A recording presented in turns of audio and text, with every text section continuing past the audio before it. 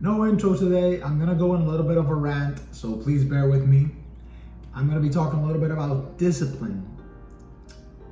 If there's arguably one skill that you have to focus on to really achieve everything you want to achieve in life, I would say it's the ability to do the things you have to do regardless of how you feel.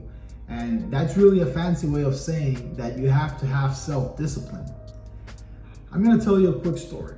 So I mentioned this before, I really like working out. I try to train pretty much every day, but occasionally there are days where I don't feel like working out. I just don't want to go work out. Yesterday was one of those days. I had zero desire to train, zero desire to go to the gym. I didn't feel my usual powerful, energetic self. But still, I got dressed, I got on my car, and I went to the gym. By the time I got there, I wanted to work out. I was already there, so I made the commitment. That feeling of not wanting to train was already gone. And the reason why I'm ranting about this is because the same weekend also, I talked to a few of my friends, and they were complaining about certain situations in their life that they're not necessarily happy with, particularly their job situation or their living accommodations, and they were venting. I was listening to them and trying to give them the best advice that I could, but it's not the first time I've had these conversations. I've had these conversations with these same people multiple times, and it's a recurring theme. They complain about their situation, but they're not actively doing anything to change it. And now I'm going to tie it back with the discipline thing. You can't only do things when you enjoy, when you feel like doing them. Meaning, you complain about your situation, but you're not doing anything to change it because you feel whatever. You're scared, you're tired, you're insecure, you worked all day and you feel frustrated.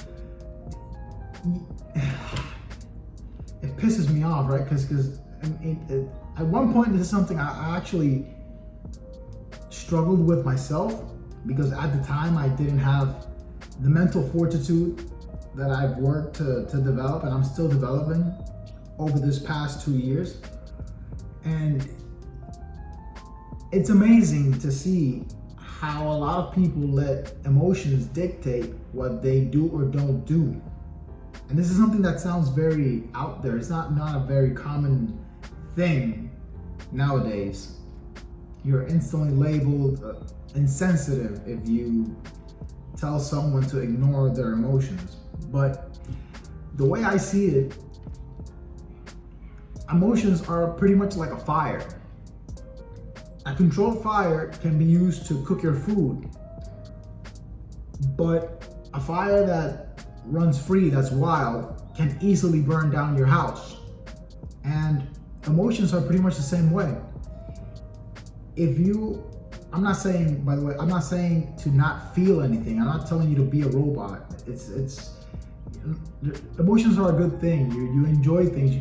You experience things through your emotions. That's how you express your enjoyment, and that's how you enjoy things, right? But you can't let your emotions dictate what it is that you're going to do at a given time. Meaning, you can't there's a reason why you're not advised to make decisions if you're very happy or very sad. You have to be in a neutral state of mind to make a decision. And it's because of that very same reason. Emotions are nothing more but a chemical reaction in your brain. And I've even heard some really, really cheap excuses, like people saying that they're not gonna do anything productive or they're not gonna work out on a particular day because it's raining and they feel like it's a sad day or an ugly day and they don't want to do that. that makes absolutely no sense to me. It's incredible. The kind of excuses that people will put in front of themselves to avoid having responsibility. And going back to the analogy of the fire thing, some people let emotions take over to the point where they lay in bed all day and they don't get anything done, any productive work done, or they get angry to the point where they can't control themselves, and that leads them to destroy their relationships and things of that nature. But I'd say that controlling your emotions is tied to self-discipline. If you develop the ability to control your emotions, you essentially can channel that, I don't want to say energy because that goes a little bit out there, but you could channel that energy, summon it when you need it to do what it is that you need to do. I'm gonna give a personal example. I used to be a very angry person growing up, like all my high school years, my early college years, like I really angry person. And life experiences and certain things that have happened to me have led me to go down a different path, so to speak. Just learn to really do some introspection and evaluate what was going on there. And now I've reached a point where I'm able to control that to a greater degree than what I used to. And it's something that I've learned to use at my convenience instead of letting that control me. For example, like I said earlier, I was tired. I didn't want to go to the gym yesterday. But I had two choices. I could either give myself an excuse that I was not feeling like, because I wasn't even tired. I hadn't done anything. I had slept well. I ate well. I just didn't feel like it. I could either let that excuse win, or I could do what I know I should be doing and go to the gym. And I've learned to channel certain emotions, let's say anger, for example, in this case, where if needed, I can summon it to the point where I can inspire myself out of laziness, so to speak. And it might be a little bit, I'm not saying, I don't know if this is healthy or not, or it's something that works for me. I've learned to summon it at will when I need it. But I hear all these people complaining about how they're not where they want to be in life, but they're not actively doing anything about it. And they don't realize that they are just succumbing to their feelings. And there comes a point in your life where, especially if you're a fully functioning adult, that you have to take responsibility for your outcomes. There's no other way around it. You can use your feelings as an excuse or adopt a victim mentality and blame other people.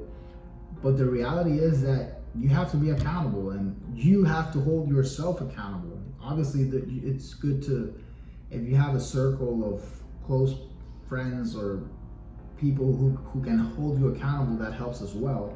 But it has to start with you holding yourself accountable.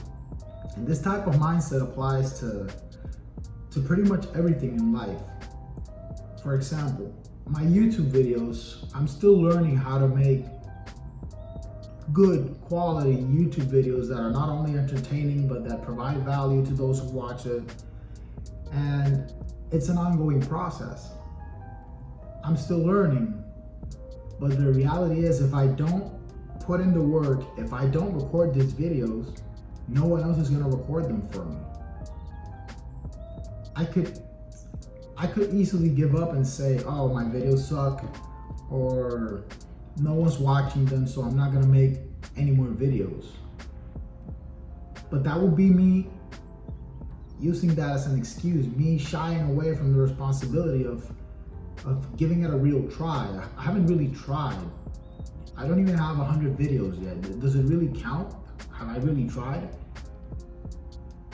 I can't let the feeling of me working 2-3 hours in a video and getting only 10 views affect how I'm going to approach the next video. If I allow myself to succumb to that mentality, I'm going to yield to the first sign of adversity, and that's not going to get me to the goals I have for myself and for life, for the things I want out of this YouTube channel, or my personal goals, financial goals, everything. I cannot allow myself to fall to that. I have to hold myself to a certain standard, and I have to hold myself accountable. It all starts within. And my feelings should not have any say over that. There are certain things that I have to do, and I have to do them regardless. There is really no secret trick. I have to be in control. You have to be in control of your emotions. Otherwise, you're not gonna, who's gonna be piloting your ship if it's not you? And it really pains me. It does pain me, because these are people that actually want to help, and people that I really wish they could see that they hold all the power. They're just in their own way. And I understand it, because I was there at one point. That was me. And that's what makes it even more frustrating, because I know it's possible to break out of that mindset. But they have to want to get out first for themselves. You can't help someone who doesn't want to be helped. But in summary, I guess the point that I'm trying to make is that the same thing that you use as an excuse, you can easily use it as motivation, as a way to propel yourself to what it is that you want to achieve. You can either be frustrated and do nothing about your situation, or use that frustration to put effort into something that will improve your situation. It could be your anger, your tiredness. If you don't like where you live, that should be motivation enough to get you to look for a way to leave to somewhere where you feel more comfortable. If you don't like where you work, you should use that as motivation to build your business, or look for another job that could potentially be a better fit for you. If you don't like the way you look, that should be motivation enough to go to the gym and train as much as needed to look the way you want to look. Complaining about things that you can change is simply avoiding accountability, I should say, for your outcomes. And if you're an adult, no one is going to be by your side, rubbing your shoulder, telling you what to do, when to do it, and how to do it. You have to take charge of your life, because no one else is going to do it for you. And yeah, a little rant. Didn't really know what direction that was going to go. Just something I've had on my mind lately. Well, these past few days, obviously, because that's when this whole thing happened. Anyways, yeah. Let me know what you guys think. Hope you enjoyed. Hope you got something out of it. Let me know if you agree or disagree with the things I said. And I'll see you in the next one.